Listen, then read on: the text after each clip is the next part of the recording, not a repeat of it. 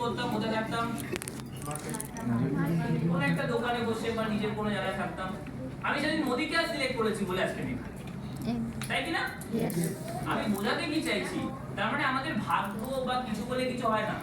আপনার অ্যাকশন এর উপর ডিপেন্ড করছে আপনি কোথায় গিয়ে দাঁড়াবেন। আমি ক্লিয়ার করতে পারছি?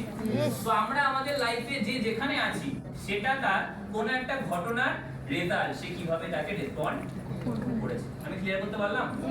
তাহলে একটা উদাহরণ, চারিদিকে আজকের দিনটা কি ইভেন্ট, একই না?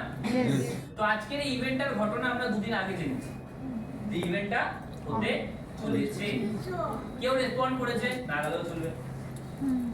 কেউ রেসপন্ড করেছে, না গেলেও আমার চলবে। কেউ রেসপন্ড করেছে, আমাকে যেতেই হবে।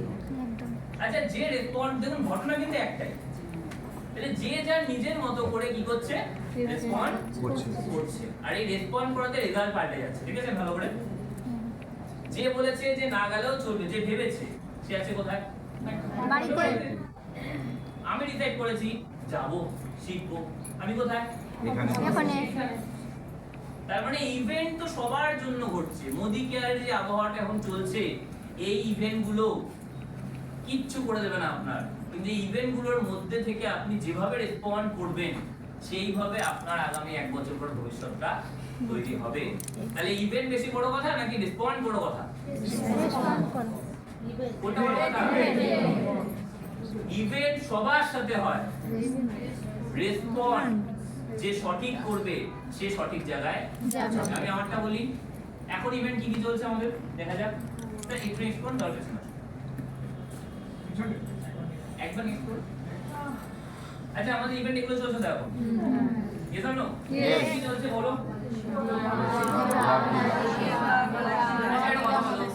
ঠিক আছে, গোয়া, মালয়েশিয়া, দীঘা। গলায় জোর কমে গেছে? কি চলছে, কি লেখা এটা? কোথায় যাবো?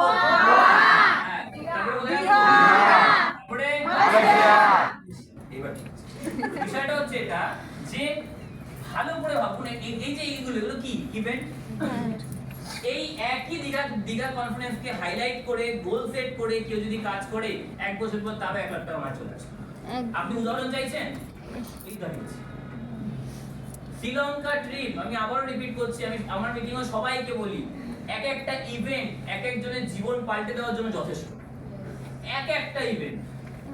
শ্রীলঙ্কা ট্রিপ বেরোলো, তখন আমি ইনকাম করি কত? 20-30 হাজার টাকা রোজগার করি। যে 1 বছর পর শ্রীলঙ্কা নিয়ে যাবে, ওটাকে কনভার্ট করা হলো কিসে? থাইল্যান্ডে।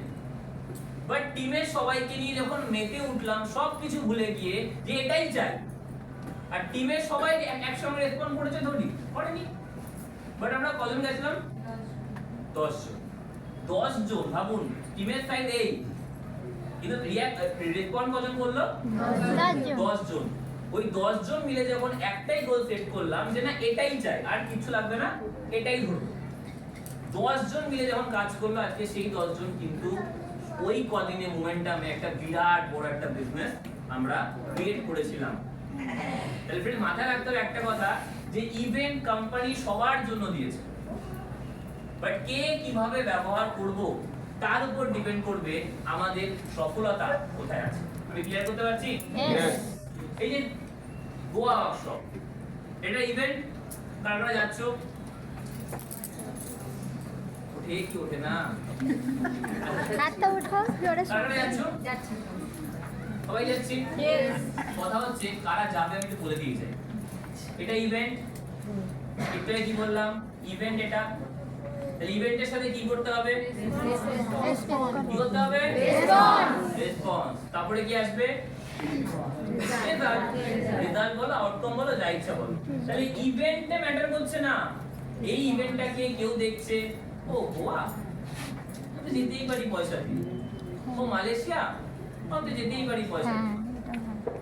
আপনি পয়সা দিয়ে যাবেন, কিন্তু রোজগারের সোর্স তৈরি হবে না। নো। আর যেভাবে মোদি কেয়ার রাখবে সেভাবে থাকতে পারবেন না। যাওয়াটা ম্যাটার করছে না, অ্যাচিভ করে যাওয়া দুটোর তফাৎ আছে। যাওয়া মানে কি কেউ নিয়ে গেছে, নো। আর অ্যাচিভ করা মানে নিজে তৈরি করে। নো। গাড়ি কেনা আর গাড়ি অ্যাচিভ করা দুটোর মধ্যে পার্থক্য আছে। লাইফে কিছু কারোর থেকে নিয়েছেন বা কেউ আপনাকে দিয়েছে, আর আপনি কোনো কিছু ছিনিয়ে নিয়েছেন নিজের যোগ্যতায়, দুটোর মধ্যে পার্থক্য আছে। এতদিন দীঘা কে নিয়ে গেছে জানার দরকার নেই। এর